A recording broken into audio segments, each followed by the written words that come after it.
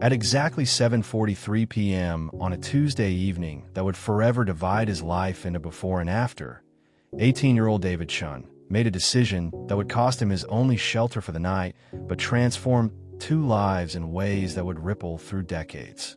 Standing at that weather bus stop, watching an elderly woman in a tattered beige coat mumble to herself about routes that didn't exist and streets that had been renamed years ago, he had no idea she was worth $3 billion.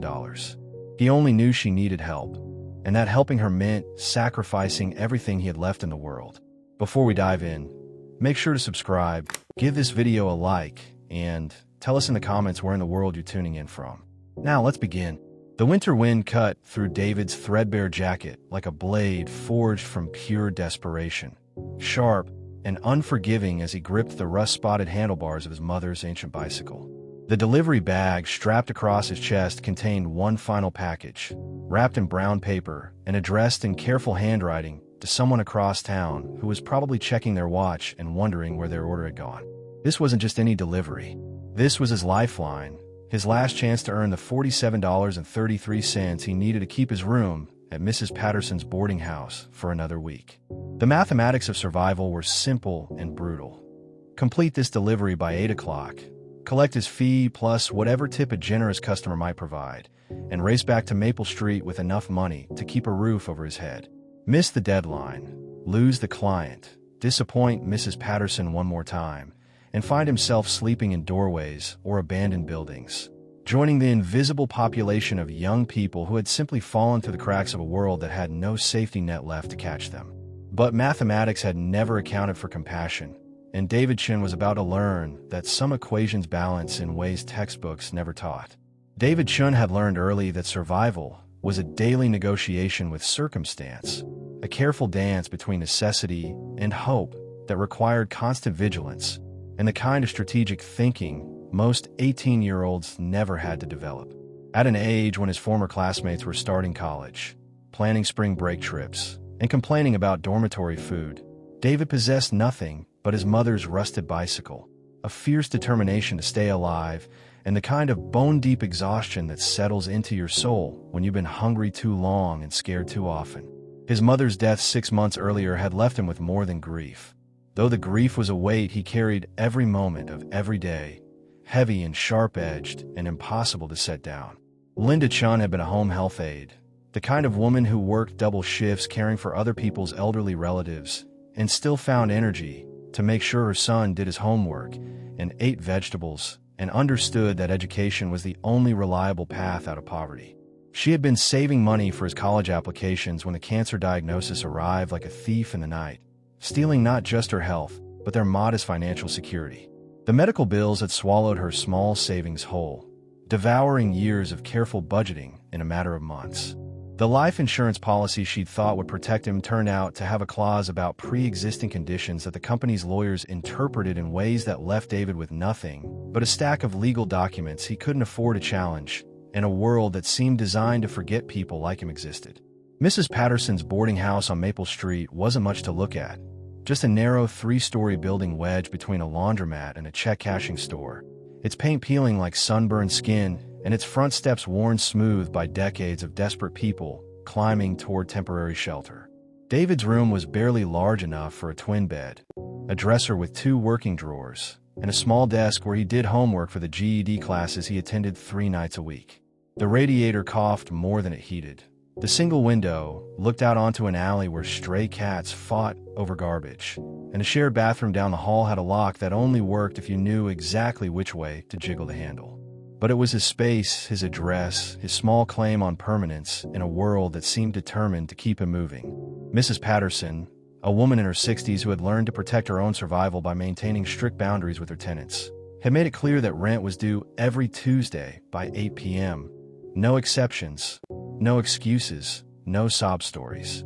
She'd already evicted 3 tenants this month, their belongings appearing on the curb like discarded memories before being claimed by scavengers or carted away by the city's cleanup crews.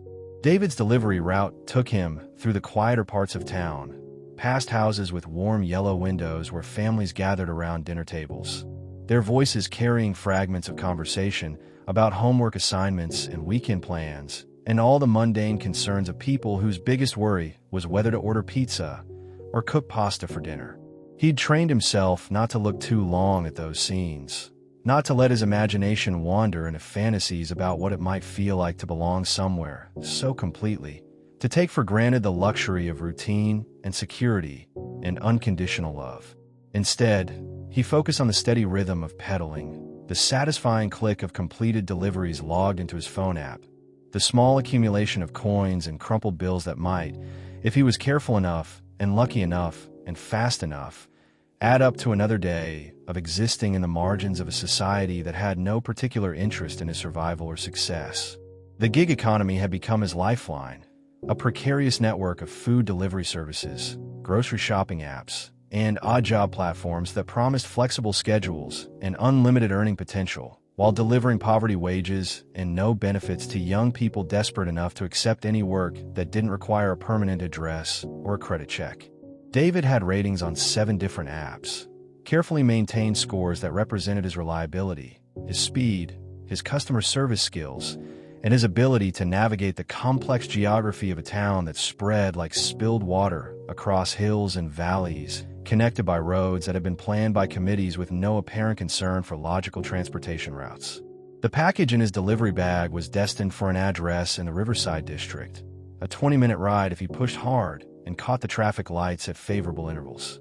The customer had paid extra for evening delivery and added a note requesting careful handling because the package contained something fragile and irreplaceable. David had learned not to speculate too much about what people ordered, but the weight and shape suggested something ceramic or glass, probably a gift for someone special or a replacement for something broken. 20 minutes there, 20 minutes back, and he'd arrive at Mrs. Patterson's door with time to spare and money in his pocket. It was a simple plan, foolproof in its straightforward logic, the kind of basic transaction that had kept him housed and fed for the past 6 months. Complete the service, collect the payment, survive another day. But then he saw her, and everything changed. The elderly woman at the bus stop looked like someone who had wandered out of time itself, as if she'd taken a wrong turn somewhere in the past and found herself stranded in a present she didn't recognize. Her beige wool coat had probably been elegant once, decades ago when she was young and the world was different, but now it hung loose around her diminished frame like a costume from a play she couldn't remember auditioning for.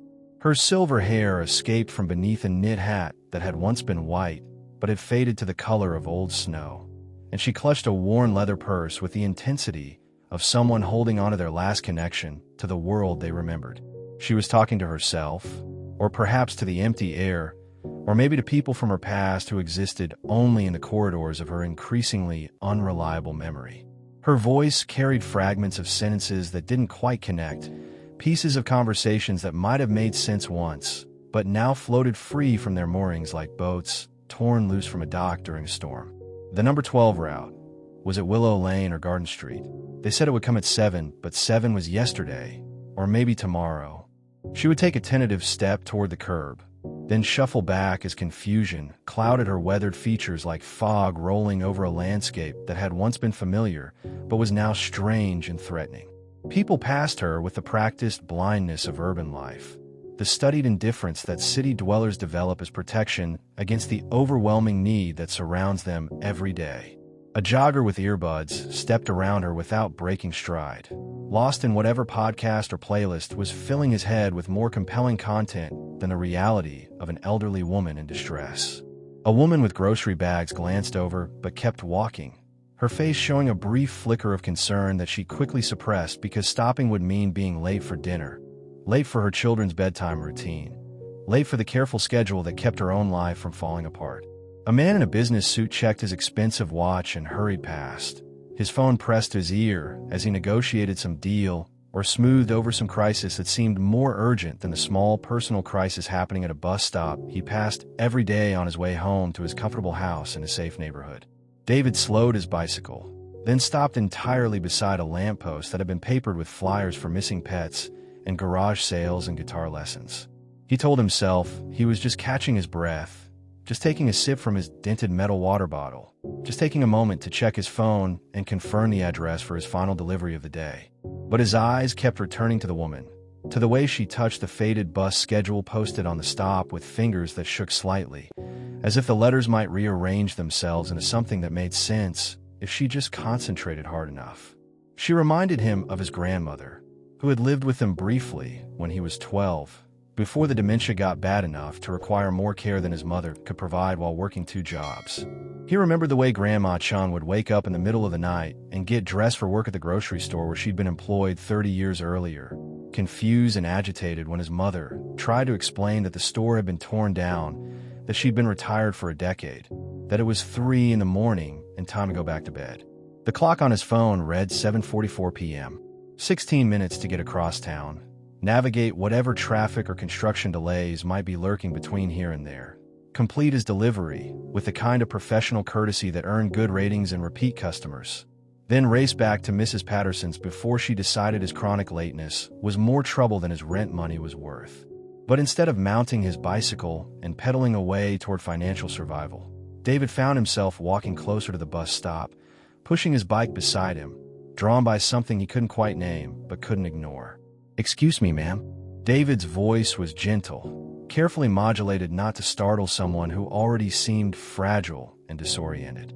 He'd learned this tone from his mother, who had worked with confused elderly clients and understood that dignity was the first gift you offered to anyone in distress, that respect could sometimes penetrate the fog of dementia when nothing else could reach through. The woman turned toward him with the slow, uncertain movement of someone emerging from deep water, as if his voice had called her back from whatever distant shore her mind had been visiting. Her eyes were pale blue, like winter sky just before snow, and for a moment they seemed to focus on him with perfect clarity before drifting again into that middle distance where lost people go when the present becomes too difficult to navigate. "I was trying to get home," she said, her voice carrying the faint accent of someone who had been educated well, long ago, when elocution lessons were still considered essential for young women of good families. "But I think I may have missed my stop. Or perhaps my stop missed me." She laughed, a sound like paper rustling, fragile and slightly hollow, the kind of laughter that carries more sadness than humor. David nodded slowly, checking his phone again almost involuntarily. 7:45 p.m. 15 minutes, and the distance to his delivery address hadn't gotten any shorter while he'd been standing here. But something about the woman's confusion, about the trust beginning to form in her pale eyes simply because he had stopped and spoken to her with kindness, made it impossible to walk away. "Where do you live?" he asked, crouching down slightly, so they were at eye level, another technique his mother had taught him for communicating with people who were feeling vulnerable or disoriented. "Maybe I can help you figure out which bus you need, or call someone come pick you up." The woman looked down at her purse and began rummaging through it with the determined concentration of someone searching for something they couldn't quite remember, but knew was vitally important. Her fingers moved through the contents with increasing urgency, as if the right combination of objects might somehow restore the clarity she'd temporarily misplaced. A handkerchief came out first, white cotton with hand-embroidered flowers and colors that had faded, but not disappeared entirely. Then a lipstick tube with no cap, worn down to nothing, but still carefully saved. Loose coins from different decades caught the light from the street lamp above, pennies and nickels and dimes that told the story of someone who had been carrying the same purse for years without cleaning it out. Buttons that had fallen off coats and dresses, saved with the intention of sewing them back on someday. A bus transfer dated from the previous week, or maybe the previous month, folded and refolded until the ink was barely legible. "It's here somewhere," she murmured, her voice taking on the slightly frantic edge of someone who knew they were supposed to remember something important, but couldn't quite reach it through the fog that had settled over their thoughts. "My address, I mean. I wrote it down, didn't I? Or someone wrote it for me." Names are so slippery these days, like trying to hold water in your hands. David's heart performed a small, painful contraction as he watched her struggle. His phone read 7:46 p.m. 14 minutes. His customer was probably checking their own phone now, wondering where their delivery had gone, maybe considering a call to the company to complain about service that wasn't living up to the promises made in the app's cheerful marketing copy. But instead of mounting his bicycle and racing toward financial survival, David found himself looking more closely at the woman, at the details that might provide clues to her identity and destination. That's when he noticed the delicate silver chain visible at her throat, partially hidden by the collar of her coat. A small pendant hung from the chain, catching the light from the street lamp above and throwing tiny reflections onto the weathered brick wall behind the bus stop. David squinted, leaning closer with the kind of careful attention his mother had taught him to pay when someone needed help but couldn't quite articulate what kind of help they needed. There, engraved in elegant cursive script on the back of the oval pendant, were words that made his breath catch in his throat. Eleanor Rose Hartwell, 52, Cedar Heights Boulevard, North Shore District. Cedar Heights. David knew that area by reputation only, the way poor people know about rich neighborhoods they've never had reason to visit except maybe to deliver food or packages to people whose monthly grocery bills exceeded his annual income. It was where the town's old money lived, in houses set back from tree-lined streets behind gates that spoke quietly of wealth accumulated over generations, inherited rather than earned, managed by people who had never had to choose between rent and food or wonder whether their phone service would be disconnected if they were 3 days late with a payment.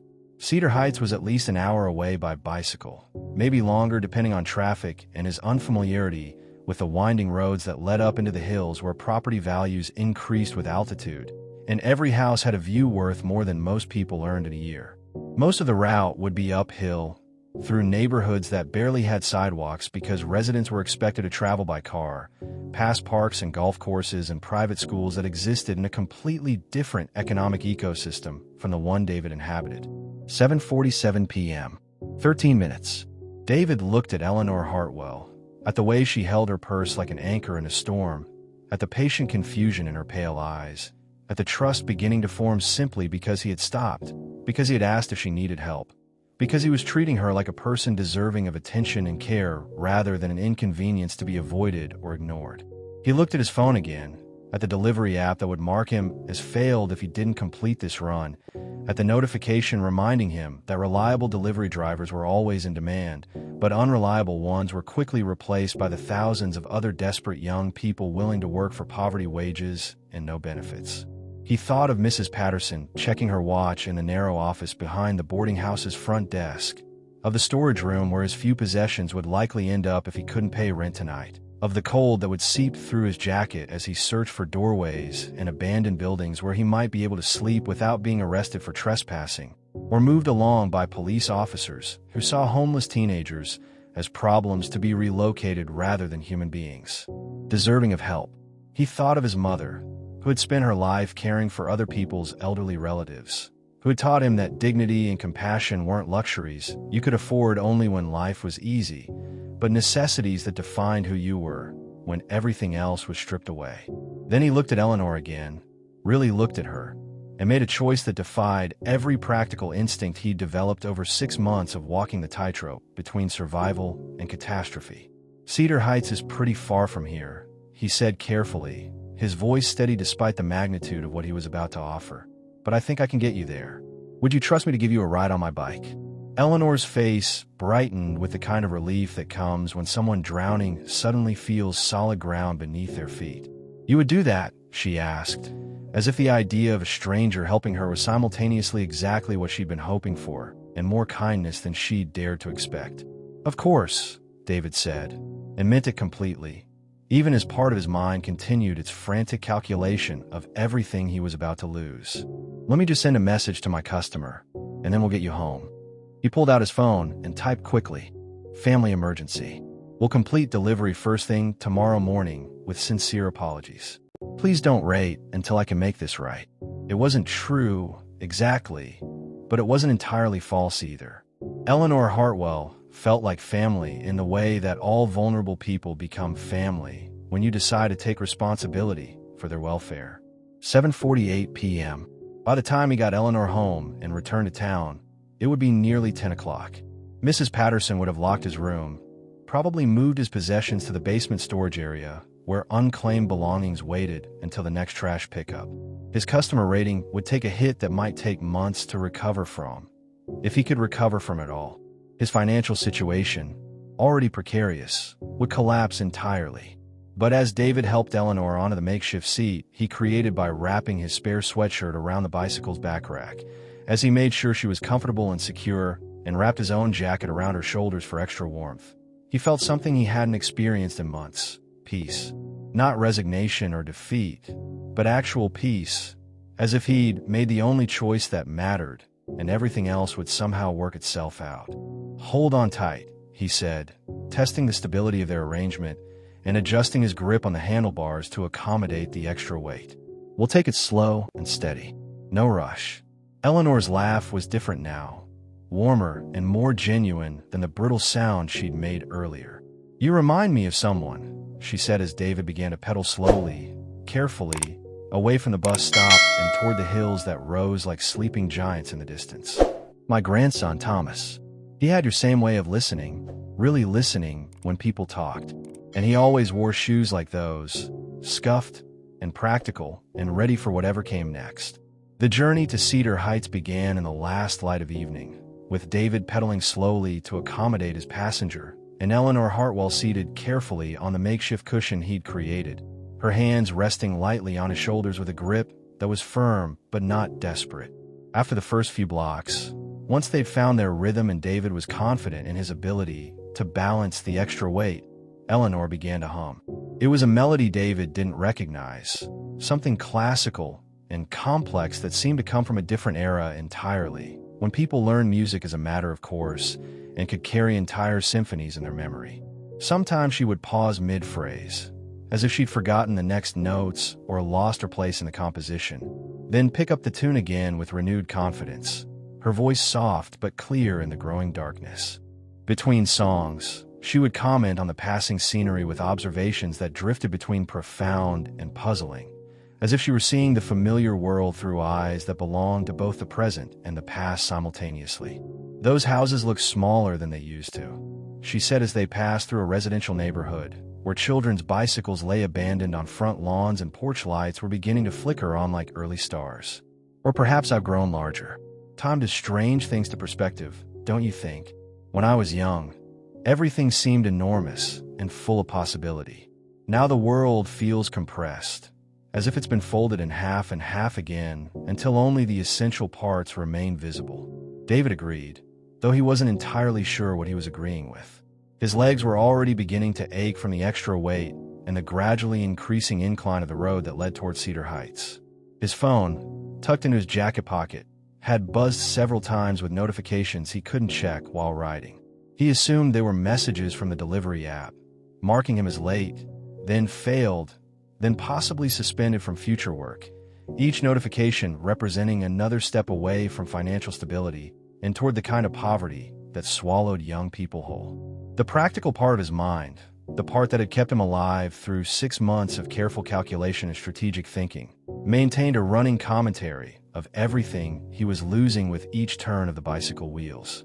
The delivery fee that would have covered his rent, the customer tip that might have allowed him to buy groceries for the week, his perfect rating on the app, carefully maintained over months of punctual service and professional courtesy, his room at Mrs. Patterson's boarding house, with its lumpy mattress and broken radiator, but also its precious gift of privacy and security. His last $47 if Mrs. Patterson decided to keep his deposit as compensation for the inconvenience of finding a new tenant. But there was another voice now, quieter but more persistent, that spoke in his mother's words and carried the weight of values that couldn't be measured in dollars or ratings or temporary shelter. "We help because helping is what makes us human," she used to say when he was young and complained about having to share his lunch money with classmates who forgot theirs, or spend his Saturday morning helping elderly neighbors with their groceries. Not because we expect anything in return, but because that's what people do for each other when they remember that we're all connected, all part of the same human family.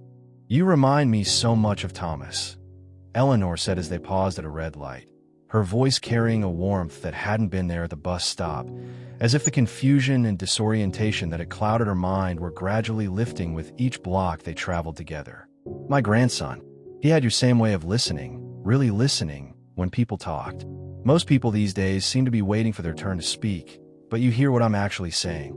You see me, not just my age or my confusion, but the person I still am underneath all the fog that seems to roll in and out these days." David felt heat rise in his chest, though whether from the compliment or the physical effort of pedaling uphill, he couldn't say. The traffic light turned green, and he began pedaling again, pushing against gravity and the growing weight of exhaustion, but also carried forward by something he couldn't quite name. "What happened to Thomas?" he asked, then immediately regretted the question. In his experience, when elderly people spoke of their families in the past tense, the stories rarely had happy endings. But Eleanor had mentioned her grandson with such tenderness, such present-tense affection, that David found himself genuinely curious about this young man who had apparently shared his approach to listening and his preference for practical footwear. Eleanor was quiet for so long that David thought she might not have heard him, or that the question had triggered some confusion that made it impossible for her to formulate an answer. The hills were getting steeper now, and his legs were burning with the effort of maintaining momentum while carrying a passenger. But he didn't complain or suggest rest stops. Something about Eleanor's silence felt important, as if she were gathering strength for a story that required careful telling. Then, as they crested a particularly steep hill and the lights of Cedar Heights became visible in the distance, like a constellation that had fallen to earth, she spoke in a voice that seemed to come from somewhere very far away. Thomas was going to change the world, she said, each word carefully chosen and precisely delivered. He was studying environmental engineering at the State University, had all these ideas about clean energy and sustainable living and ways to repair the damage previous generations had done to the planet. He used to say that his generation was going to fix all the mistakes his grandmother's generation had made, not with anger or blame, but with science and creativity and the kind of optimism that only young people can sustain.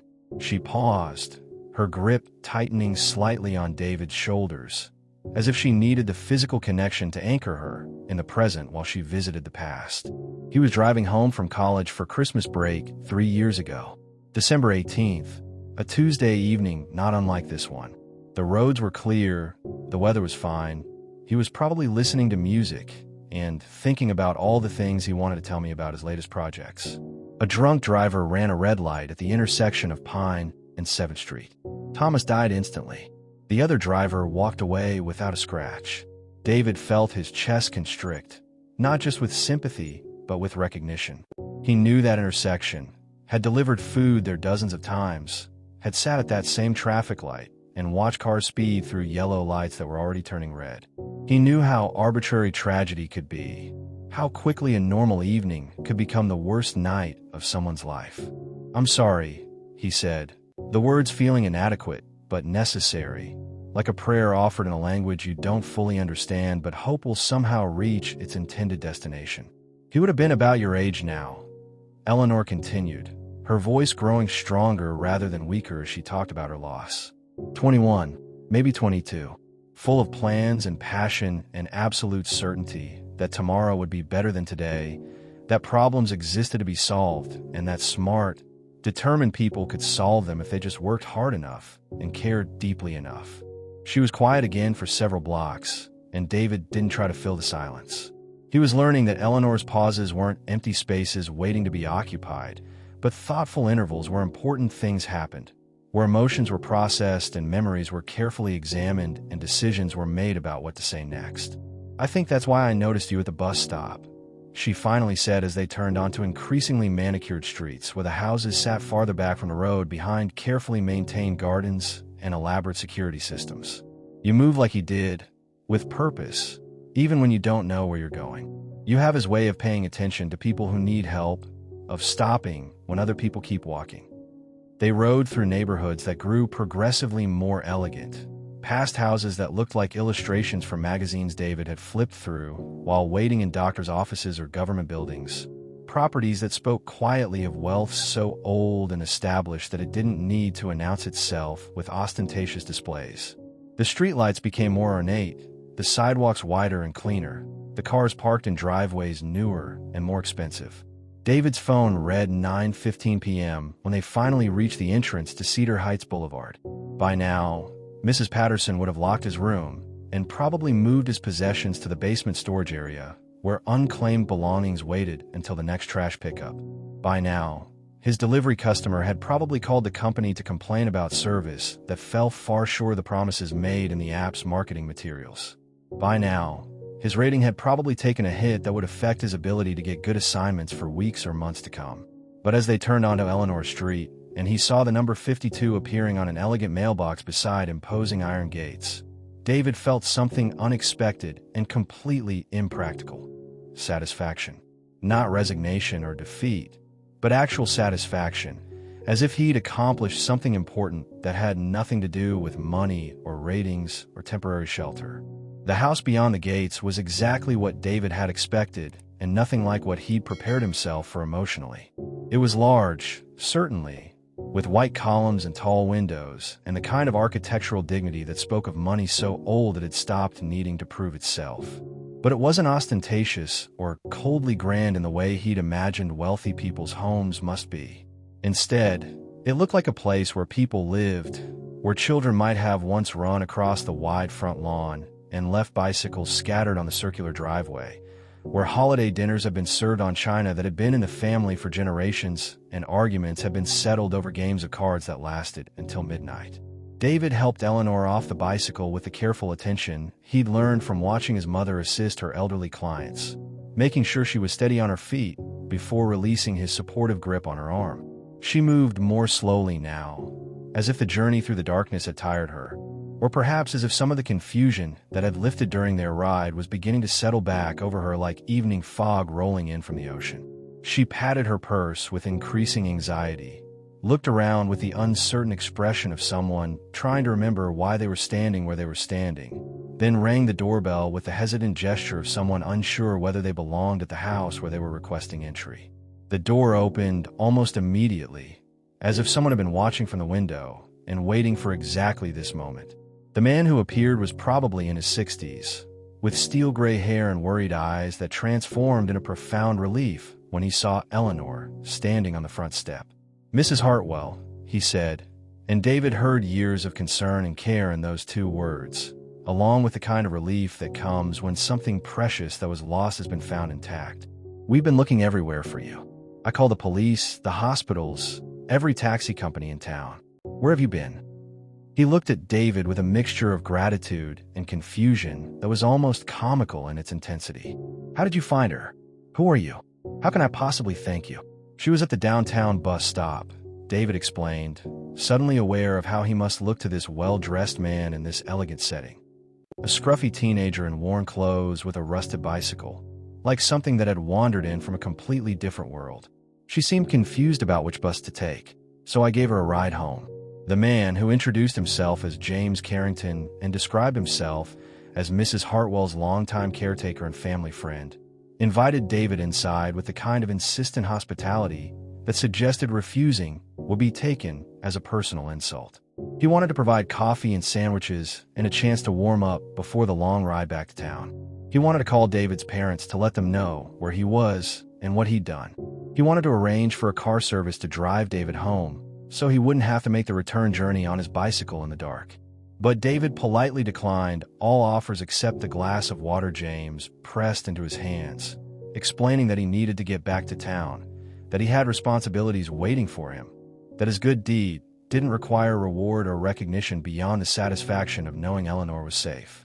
What he didn't say was that he had no parents to call, no home address that he could give to a car service, no place to go except back to the streets and shelters and temporary solutions that constituted his normal life. Instead, he scribbled his phone number on a torn receipt and handed it to James.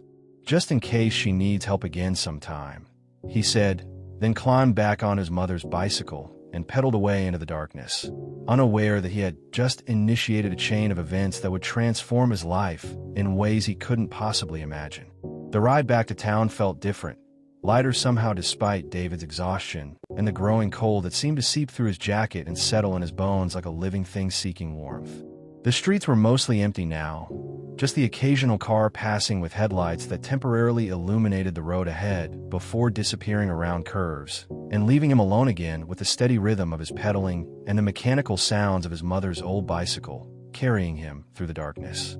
He didn't allow himself to think too specifically about what he would do when he reached downtown, about where he would sleep or how he would explain to Mrs. Patterson tomorrow that he'd had an emergency, that he could pay double next week if she'd just give him another chance, that he was a good tenant despite this one instance of being unable to meet her perfectly reasonable deadline.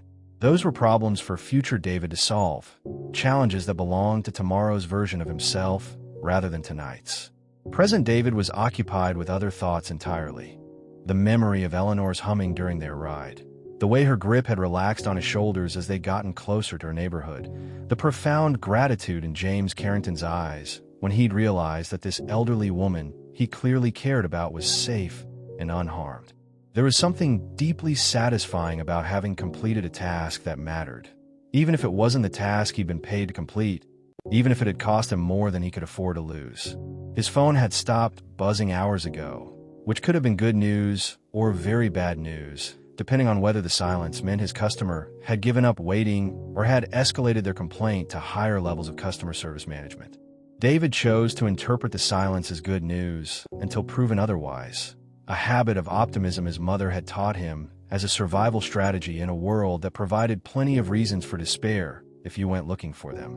The boarding house on Maple Street looked exactly as he'd left it earlier that evening, except for the small bundle of his possessions sitting beside the front door like a message written in his own belongings. His spare shirt, carefully folded despite Mrs. Patterson's obvious annoyance. His phone charger, coiled neatly and secured with a rubber band. The paperback book his mother had been reading when she got too sick to concentrate on stories about other people's problems. A few toiletries and the high school diploma he'd earned through night classes, all wrapped in a plastic grocery bag with a note taped to the door in Mrs. Patterson's careful handwriting. Rent overdue. Locks changed. Belongings must be claimed within 48 hours or will be disposed of. David stared at the note for a long moment, reading it several times as if repetition might somehow change its meaning or reveal some loophole he'd initially missed. But the message was clear and final, written in the kind of precise language that left no room for negotiation or appeals to mercy. Mrs. Patterson had been more than fair, had given him multiple warnings about the importance of paying rent on time, had made it clear that her own financial survival depended on tenants who could meet their obligations without requiring patience or flexibility she couldn't afford to provide. He wasn't angry, exactly. Anger would have required energy he didn't have, and would have been directed at a woman who was simply protecting her own interests in a world that offered no guarantees to anyone. But he felt hollow in a way that went deeper than hunger or tiredness, as if some essential part of himself had been temporarily misplaced, and he wasn't sure where to begin looking for it. David carefully picked up his belongings and secured them to his bicycle with the bungee cords he used for deliveries, trying not to think about how pathetic his entire worldly possessions looked when reduced to a single plastic bag. He was pedaling aimlessly through the empty streets, not ready to start making concrete plans, but unable to sit still, when he remembered Johnson's Market and the kindness Mr. Johnson had shown him over the past few months. Harold Johnson was one of those men who had learned to navigate the complex mathematics of small-town charity, offering help in ways that preserved dignity for both the giver and the receiver. He occasionally let David help with inventory in exchange for day-old sandwiches and a few dollars. More importantly, he had the kind of practical compassion that didn't ask too many questions, but still found ways to make sure young people in difficult situations didn't slip entirely through the cracks. The market was closed for the night, but a light was on in the back office where Mr. Johnson did his bookkeeping and planned tomorrow's orders. David knocked on the side door and waited, rehearsing explanations that didn't sound like excuses and requests that didn't sound like demands. When Mr. Johnson appeared, wearing a heavy robe over his clothes and holding a mug that smelled like coffee liberally fortified with something stronger, he took one look at David and the plastic bag of belongings strapped to his bicycle and sighed with the weary understanding of someone who had seen this scenario play out many times before. "Lost your room, huh?" he said, not unkindly, as if homelessness was simply another weather condition that young people sometimes had to endure rather than a personal failure or moral judgment. David nodded, suddenly finding it difficult to speak around the tightness in his throat. "I had an emergency," he managed. "An elderly woman was lost, and I had to help her get home. But it made me miss my delivery, and Mrs. Patterson doesn't give second chances." Mr. Johnson listened without interrupting, his weathered face showing neither surprise nor judgment. When David finished his brief explanation, the older man stepped aside and gestured toward the interior of the store. "I've got a cot in the storage room," he said matter-of-factly. "It's not much, but it's warm and dry. Don't touch the beer cases, and don't freeze to death on me. We'll figure out something more permanent tomorrow. The storage room smelled like cardboard and cleaning supplies, and the lingering aroma of produce that had been fresh weeks ago. David arranged his few belongings beside the narrow cot and pulled the thin blanket up to his chin, grateful for shelter that came without lectures about responsibility or demands for payment he couldn't provide. For the first time in weeks, he wasn't afraid to close his eyes, wasn't calculating how many hours of sleep he could afford before he needed to start solving tomorrow's problems. Something about the evening, about Eleanor's trust and James Carrington's gratitude and Mr. Johnson's matter-of-fact kindness, had restored his faith in the possibility that tomorrow might bring something better than mere survival. He fell asleep thinking not about his locked room or his failed delivery or his uncertain future, but about the melody Eleanor had hummed during their ride through the darkness. And the way she'd said he reminded her of someone she had loved deeply and lost too soon. 3 blocks away, in the grand house on Cedar Heights Boulevard, Eleanor Hartwell sat at her kitchen window with a cup of tea growing cold in her hands. The confusion that had clouded her mind for weeks had lifted completely, as if the ride through the darkness with David had somehow restored her to herself, reminded her of who she was beneath the fog of age and grief and the medications that were supposed to help but sometimes made everything worse. She held the torn receipt with his phone number written in careful blue ink, studying his handwriting as if it contained clues to his character, which in some ways it did. The letters were clear and well-formed despite being written quickly, suggesting someone who had been taught to take care with details even when circumstances were rushing him toward larger concerns. For the first time in months, Eleanor Hartwell was making plans that extended beyond the next doctor's appointment or the next visit from well-meaning relatives who spoke to her, as if her confusion was permanent rather than intermittent, as if she had already become the diminished version of herself they expected her to become. The next morning arrived gray and hesitant, as if the sky wasn't entirely sure whether it wanted to commit to being a new day. David woke early and helped Mr. Johnson with the morning delivery truck, stocking shelves and organizing inventory with the quiet efficiency of someone grateful for useful work that came with no questions asked and no favors owed beyond honest effort fairly compensated. He was pricing canned goods when the black sedan pulled up to the curb, its presence so incongruous in this neighborhood that several people stopped walking to stare at it. The car was the kind that didn't belong on these streets.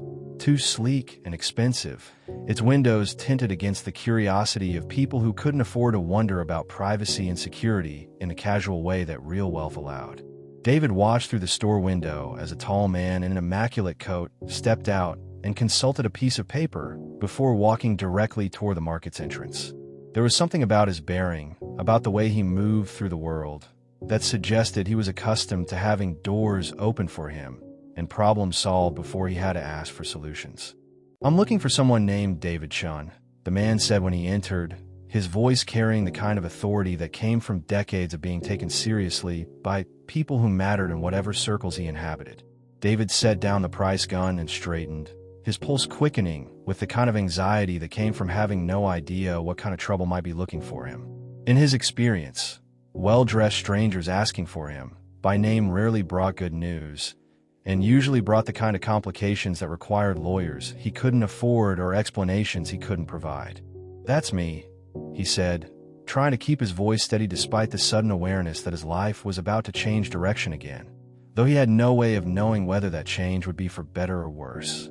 The man's stern expression softened into something like relief, as if he had been searching for David with some urgency and was genuinely pleased to have found him. "My name is James Carrington.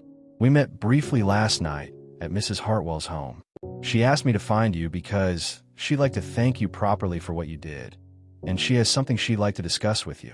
David remembered the gray-haired man who had answered Eleanor's door, the gratitude in his voice, the way he'd seemed to understand immediately that David had done something significant, even if he couldn't fully grasp the magnitude of the sacrifice involved. "She doesn't need to thank me," David said, meaning it completely. "I just wanted to make sure she got home safely. She believes you did considerably more than that," James replied with the patient tone of someone accustomed to having important conversations with people who didn't yet understand their own importance. She's quite insistent about speaking with you personally. And she's not a woman who changes her mind easily once she's decided something matters to her. He gestured toward the sedan waiting at the curb. She's waiting in the car, if you're willing to spare a few minutes. I know you must be busy, but she was very specific about wanting to see you again before too much time passed. David looked toward Mr. Johnson, who was pretending to organize the magazine rack while clearly listening to every word of the conversation. The older man shrugged with the kind of studied indifference he used to mask genuine concern for people he decided were worth protecting. "Go on," Mr. Johnson said without looking up from the magazines he was arranging and rearranging. "Store's not going anywhere, and neither am I. If you need to come back, you know where to find me." The sedan's interior was warm and smelled faintly of expensive leather and the subtle perfume that women of Eleanor's generation wore as a matter of course rather than a special occasion enhancement. Eleanor sat in the back seat, but this was not the confused, wandering woman from the bus stop, or even the gradually clarifying passenger who had ridden through the darkness on the back of his bicycle.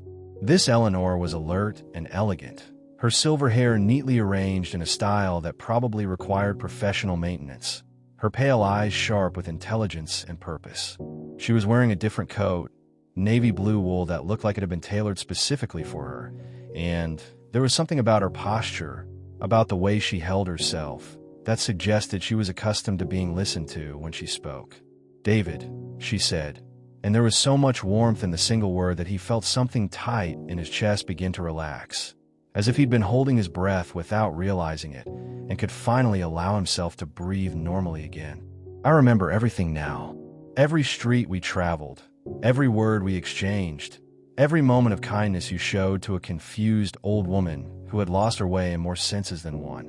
She reached for his hands with the confident gesture of someone who had decided that formality was less important than genuine human connection.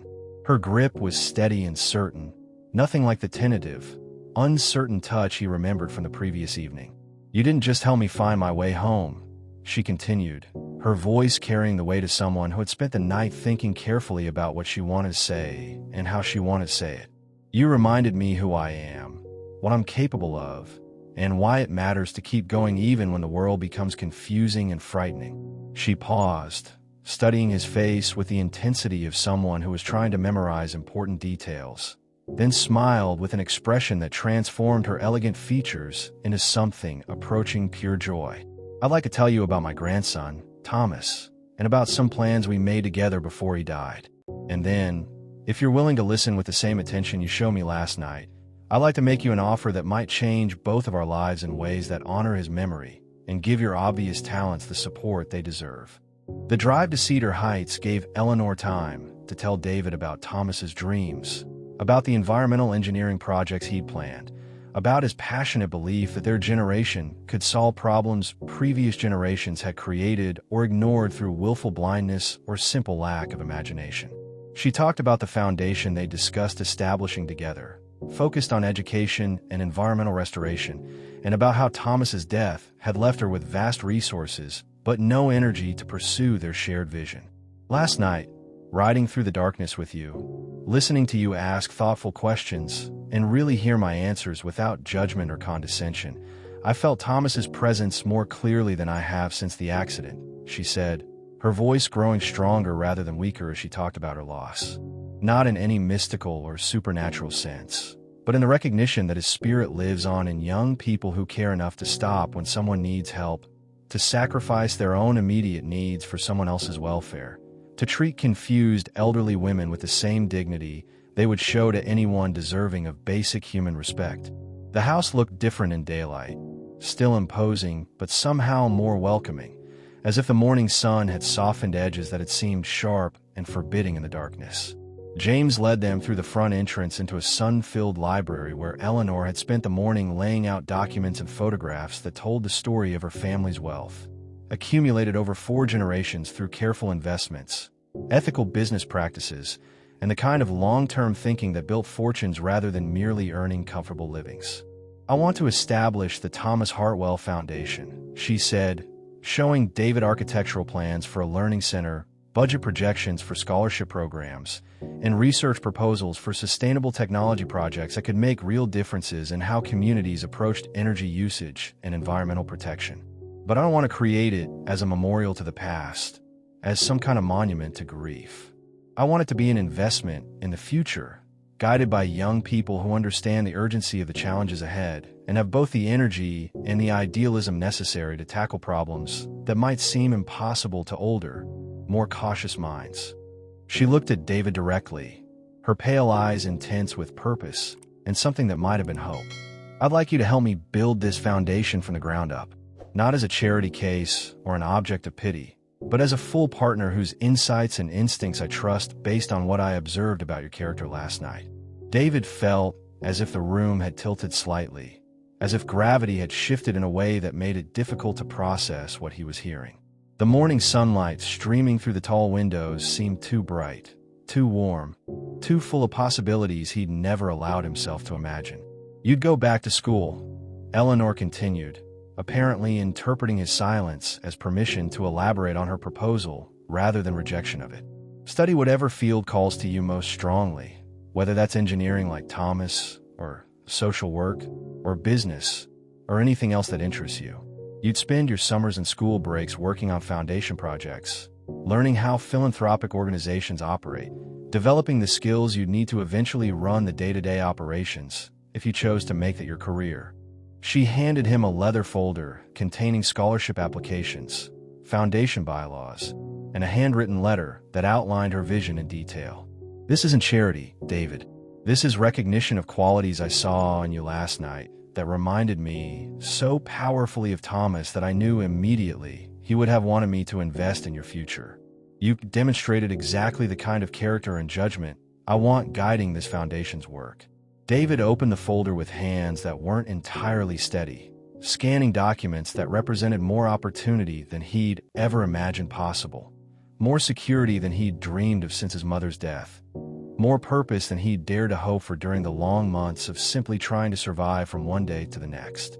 Take time to think about it, Eleanor said gently, recognizing the overwhelm in his expression and the way he was struggling to process what she was offering. There's no pressure, no deadline, no requirement that you decide immediately. But if you're willing to accept this partnership, we could start changing lives as early as next month, beginning with your own and expanding outward from there. David spent the afternoon walking through Eleanor's gardens, past bare flower beds waiting for spring's return and greenhouse windows that promised eventual renewal of life that seemed dormant, but was actually just gathering strength for another season of growth. The folder in his hands contained detailed plans for programs that could help dozens, maybe hundreds of young people who found themselves in situations similar to his own, balancing on the narrow edge between survival and hope. But more than that, it contained purpose of a kind he'd never experienced before. The chance to work on projects that might actually make the world better rather than simply making it more bearable for the people lucky enough to receive temporary assistance. The opportunity to help create systems that addressed root causes rather than just symptoms, that built bridges out of poverty rather than simply providing temporary shelter from its worst effects. When he returned to the house, Eleanor was in the kitchen, preparing tea with the careful attention of someone who found comfort in small, familiar rituals that connected her to memories of times when life had been more predictable and less clouded by loss. "I'd like to accept your offer," David said without preamble, having spent his walk thinking about his mother's teachings regarding service to others, about Thomas Hartwell's dreams for environmental restoration, about Eleanor's trust in his ability to honor their shared vision. Not just because of what it means for my future, though I'm grateful for that beyond my ability to express, but because of what it could mean for people like Thomas, young people who have ideas about how to fix things but need someone to believe in them enough to give them a chance to prove themselves. Eleanor's smile was radiant, transforming her elegant features into something approaching pure joy. "Then we'll start tomorrow," she said with the brisk efficiency of someone who had spent decades turning ideas into realities. "James has already contacted the university about re-enrolling you for the spring semester. We'll establish a scholarship account, find you an apartment near campus that's close enough to allow you to participate in foundation work without interfering with your studies, and begin interviewing candidates for our first class of fellowship recipients. She paused, her expression growing thoughtful in a way that suggested she was accessing memories that brought both pain and pleasure. "There's one condition, though, something I'd like you to consider as both a requirement and an opportunity. Every few months, I want you to spend an evening riding around town on that bicycle of yours, looking for people who might need help. Not as a formal program or an organized outreach effort, but just as a reminder of how this all started, and as a way of staying connected to the kind of spontaneous compassion that brought us together." David agreed immediately, understanding that the request was really an invitation to maintain the perspective that had led him to help Eleanor in the first place. The bicycle had been his mother's most practical gift, but it had become something more, a vehicle for connection, for the kind of purposeful motion that could carry you toward exactly the person you were meant to help at exactly the moment when they most needed assistance. 6 months later, on a warm spring evening when the air smelled like flowering trees and new possibilities, David was riding through the downtown area when he spotted a middle-aged man sitting on a bench outside the public library, holding a handwritten cardboard sign that read, "Lost job, lost home, anything helps." The man's clothes were clean but worn. His posture spoke of pride, struggling against necessity, and something about his situation reminded David so powerfully of his own recent experience with homelessness that he pulled over immediately. David dismounted his bicycle and sat down beside the man without offering money or advice, just presence and the willingness to listen to whatever story needed to be told. "Rough day?" he asked, using the same gentle tone his mother had taught him. The same approach Eleanor had responded to that first night when confusion and fear had made her vulnerable to either kindness or indifference. The man looked at him with the wariness of someone who had learned to expect judgment or condescension from strangers who noticed his circumstances, but had no real understanding of how quickly life could change for anyone, regardless of their education or work history or previous success in navigating the world's demands. "Rough year," the man admitted after studying David's face and apparently concluding that this young stranger might actually be interested in hearing an honest answer. "Factory closed. Unemployment ran out. Landlord wasn't interested in sob stories. But I'm still here, still trying to figure out what comes next." David nodded, understanding completely the determination required to keep trying when every system seemed designed to make trying more difficult rather than more possible. "I know someone who might be able to help," he said, pulling out his phone to call Eleanor. "She runs a foundation that's always looking for people who are still trying, who haven't given up on the possibility that things can get better." As they talked, David felt the presence of his mother, of Thomas Hartwell, of Eleanor on that first confused night, of all the people who had helped him find his way to this moment when he could offer assistance instead of needing to request it. The chain of kindness that had started with a confused, elderly woman at a bus stop was continuing, link by link, conversation by conversation, one small act of attention at a time. The Thomas Hartwell Foundation had grown beyond Eleanor's most optimistic projections in its first year of operation. It had funded full scholarships for 47 students, launched 3 major environmental restoration projects, established a job training program for displaced workers, and created a network of mentorship opportunities that connected young people with experienced professionals in their fields of interest. But David's favorite program remained the simplest one, a small fund that provided bicycles to young people who needed reliable transportation to get to school or work. Each bicycle came with a small card that read, "This bicycle was donated in memory of Thomas Hartwell and in honor of every person who stops to help when someone else needs to get home."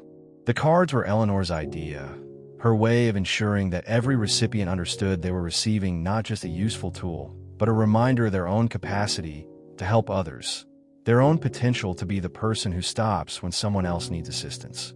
Eleanor, now 79 and still sharp as winter starlight, served as the foundation's board chair and primary advisor, insisting on interviewing every scholarship recipient personally.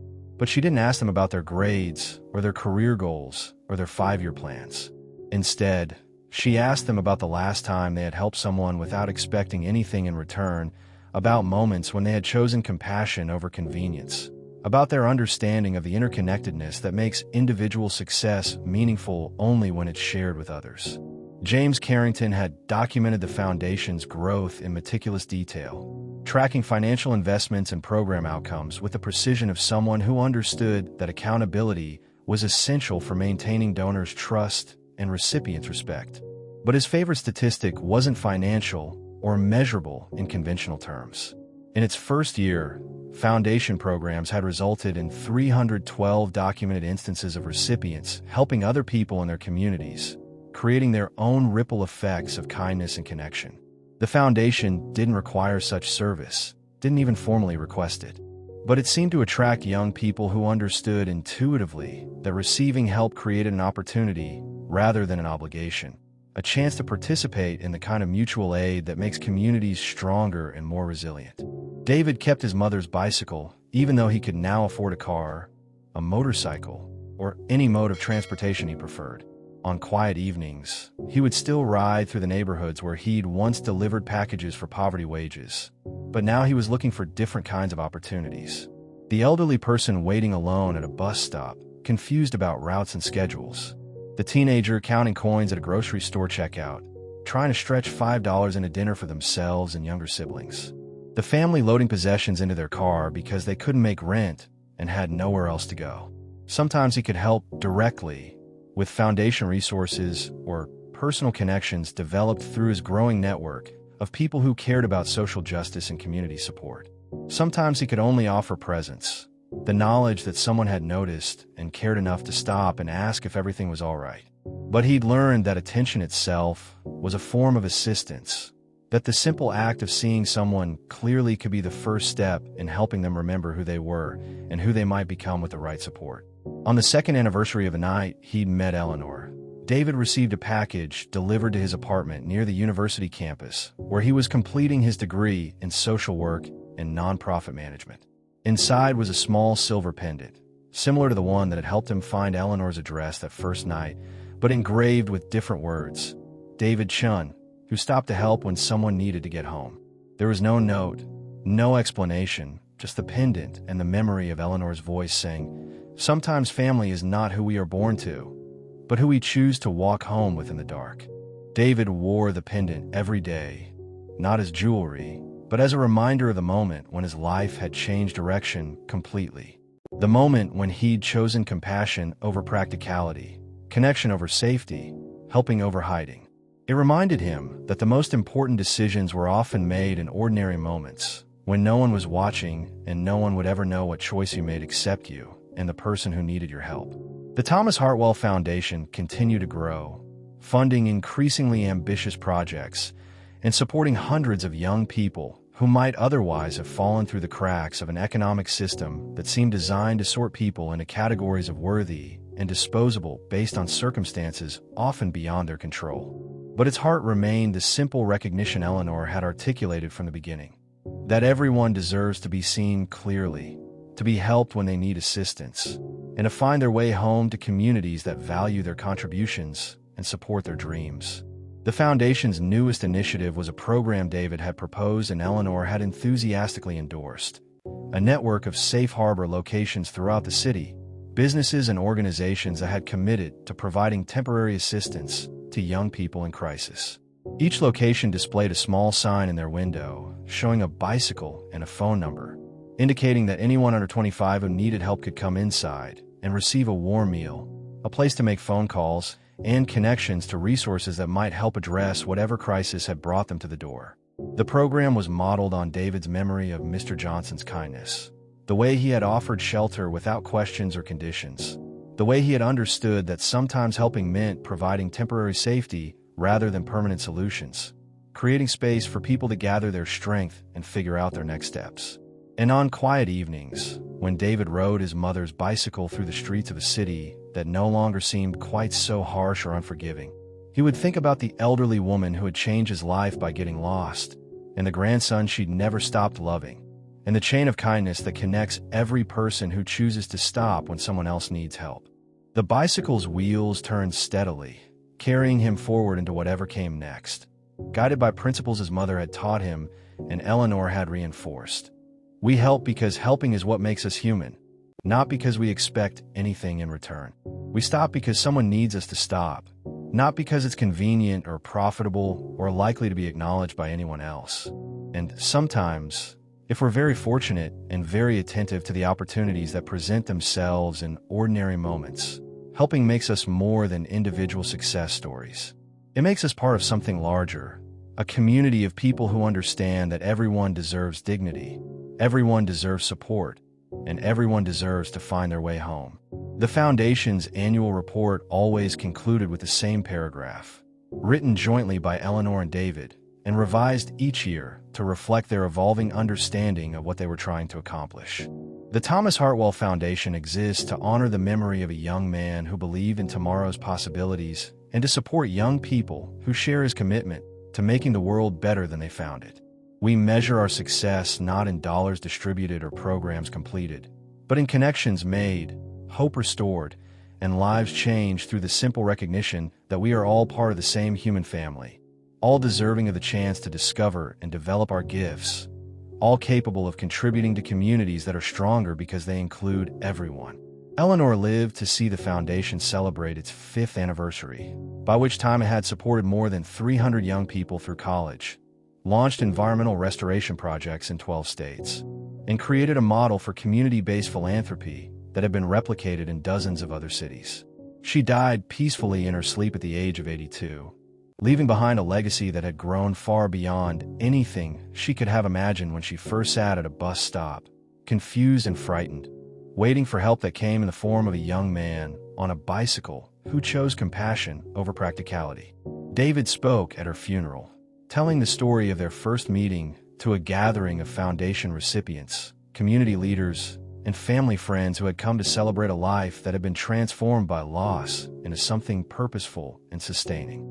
He talked about the melodies she had hummed during their ride through the darkness, about her stories of Thomas and his dreams, about her conviction that helping others was both a privilege and a responsibility that came with having resources to share. But mostly he talked about the moment when she had trusted a stranger enough to climb onto the back of a rusty bicycle, and how that trust had created ripple effects that were still expanding outward, still connecting people who needed help with people capable of providing it, still proving that ordinary moments contained extraordinary possibilities for anyone brave enough to stop when someone else needed them to stop.